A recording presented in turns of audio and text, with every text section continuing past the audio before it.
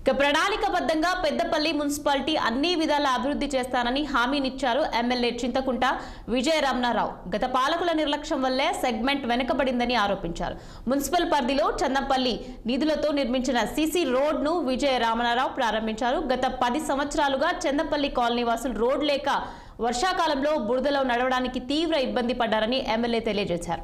తన దృష్టికి తీసుకురాగానే వెంటనే సీసీ రోడ్ మంజూరు చేయించి పూర్తి చేయడం జరిగిందని పేర్కొన్నారు.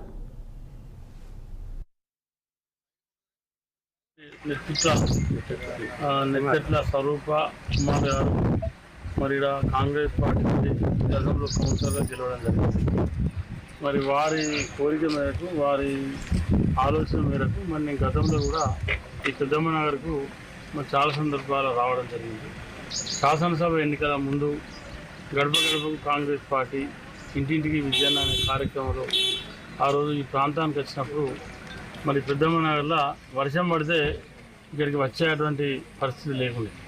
అంటే ఇది చాలా బురద, కనీసం మోటార్ సైకిల్ వెళ్ళే పరిస్థితి లేకుండే, ఆటో వెళ్ళే పరిస్థితి లేకుండే, హాస్పిటల్ వెళ్ళాలంటే కూడా రాత్రిపూట మరి ఇక్కడ ఉన్నటువంటి పెద్దమ్మ నగర్లో ఉన్నటువంటి ప్రజలందరూ కూడా అనేక రకాలుగా ఇబ్బందులు ఎదుర్కొన్నారు. మరి అప్పుడున్నటువంటి ప్రజాప్రతినిధి మరి ఆయనే వాళ్ళ ఇంట్లోకి వెళ్ళే చైర్మన్ మున్సిపల్ 5 సంవత్సరాలు వీళ్ళతోని మరి ప్రతిసారి ఓట్లేయించుకున్నారు తప్ప వీళ్ళకి రోడ్డు చేస్తాం అని చెప్పి మరి అనేక సందర్భాల్లో మోసం చేసిందే తప్ప వీళ్ళకి పని చేయలేదు. ఇవాళ ఆ రోజు మరి నేను చెప్పిన తర్వాత దాదాపు కామారెడ్డి జిల్లా